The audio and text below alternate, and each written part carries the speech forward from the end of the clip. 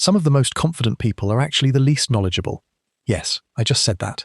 You've definitely met them. That coworker who argues with the doctor about his own MRI results, as if he understands more than the expert. The guy in your group chat who watched exactly one YouTube video and now confidently claims he can fix a car engine, rewire an entire house, and even diagnose his own thyroid. That close friend who's never finished a single book in her life, but still has extremely strong, extremely certain opinions on foreign policy. You know them. You've argued with them. You've lost sleep because you simply couldn't understand how someone so wrong could talk with so much confidence. Today we're going to peel that layer right off, because science already has an answer, and that answer is even harsher and more brutal than anything I could make up. Let's get started. There's something no one ever tells you when you're growing up. Confidence was never designed to prove competence. Somewhere along the way, we all got tricked into believing that the loudest voice in the room must be the one who knows the most. Meanwhile, the people who are actually smart are usually sitting quietly in the corner, second-guessing themselves, checking their work a third time, a fourth time. While Captain Confidently Wrong is standing center stage, giving a passionate talk like it's a TED Talk on a topic he only learned about 45 minutes ago. This phenomenon has a scientific name, the Dunning-Kruger effect. And without any exaggeration, it is one of the funniest and most tragic discoveries psychology has ever recorded. Two researchers, David Dunning and Justin Kruger, ran a study back in the 1990s. They tested people on grammar, logic, and even humor. Then they asked each person to rate how well they thought they did. The results were almost too perfect to believe. The people who scored the lowest, the ones at the very bottom, consistently rated themselves as above average, not just a little above average, but confidently and proudly better than average. Meanwhile, the people who actually scored the highest underestimated themselves. They assumed everyone else found the test just as easy as they did. Now let's break down exactly why this happens. Once you understand the mechanism inside, you'll never look at empty, confident talk the same way again. First, you need skill to recognize skill. Lack of knowledge is a closed loop. If you've never known what good work looks like, you can't recognize that your own work is bad. Someone who's never been trained in music thinks their singing is fire because they have no reference point for real talent.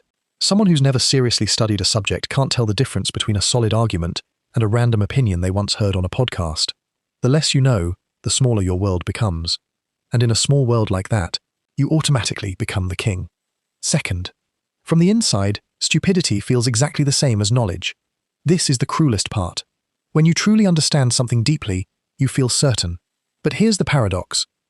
When you understand almost nothing, you also feel certain, because you're not aware of the layers of complexity you're missing. You don't know what you don't know. So both the expert and the fool can walk around feeling 100% sure of themselves. The only difference is that one is standing on solid ground, while the other is standing on air, and usually typing in all caps in your comments section. Third, experts carry the curse of nuance. The smarter and more experienced you become, the more exceptions, edge cases, and grey areas you start to see. A real doctor will say, it depends. A real engineer will say, there are trade-offs. A true expert hesitates, not because they lack confidence, but because they respect how complicated the issue actually is. Meanwhile, the guy who just learned what cortisol is yesterday will confidently tell you what to eat, when to sleep, and how to fix your entire life in a 90-second video with zero hesitation, because nuance has never even entered his mind. Fourth, confidence gets rewarded before competence ever gets checked. This is the part that makes the whole thing so frustrating. It can make you angry. In job interviews, in group projects, in relationships, in business pitches, confidence is the first thing people notice. Competence takes time to prove. Confidence is instant. So the person who is wrong but confident often gets chosen, promoted, followed, and believed before anyone has a chance to check whether they actually know what they're talking about. By the time the truth comes out, the damage is already done, the deal is already signed, or the group project is due tomorrow, and somehow you're the one staying up late to fix it. Fifth, social media has turned this into a full-blown epidemic. Before the internet, a confidently wrong person could only embarrass themselves in front of the people sitting in the same room. Now that same person has a phone, a ring light, and thousands of viewers, people who have no idea he once failed biology class. Confidence on camera looks exactly like authority. And most people scrolling at midnight aren't fact-checking anything. They're just absorbing the energy.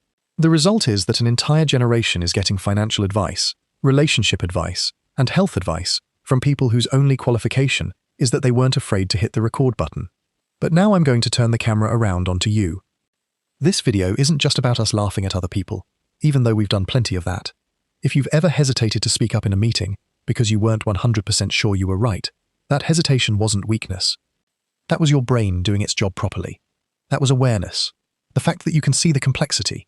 The fact that you know there's still more to learn. The fact that you double-check yourself. That is what real intelligence looks like from the inside. It doesn't feel like fireworks and absolute certainty.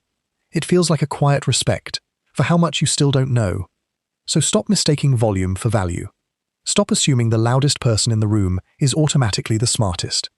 And for everything that matters, stop shrinking yourself just because you actually think before you speak.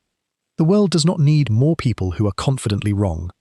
The world needs more people who are quietly right and finally willing to say it out loud. Every person you've ever admired, every expert whose work actually created real change, they all spent years feeling unsure. They failed in silence. They got corrected in rooms no one filmed. They sat with the discomfort of not knowing, instead of running from it with a microphone and a fake smile. That uncomfortable feeling when you're not sure you're right, that is not a flaw. That is the entry ticket to real mastery. The confidently wrong will always move faster in the short term, because certainty is a shortcut, and shortcuts always feel good until the bill arrives. Every empire built on empty confidence eventually meets a moment it cannot bluff its way through. And when that moment comes, no algorithm, no ring light, no filter can save them. Real skill, real understanding, real authority, those are built slowly in silence, by people who are willing to be wrong in private, so they can be right in public. So the next time you feel small next to someone loud, remember this. Noise is not evidence. Confidence is not proof. And the quiet work you're doing right now, the doubting, the checking, the refining, that is exactly what separates the people who disappear after one viral moment from the ones who are still standing, still respected, 10 years later. Confidence fades the moment it's tested. Competence never needs an introduction.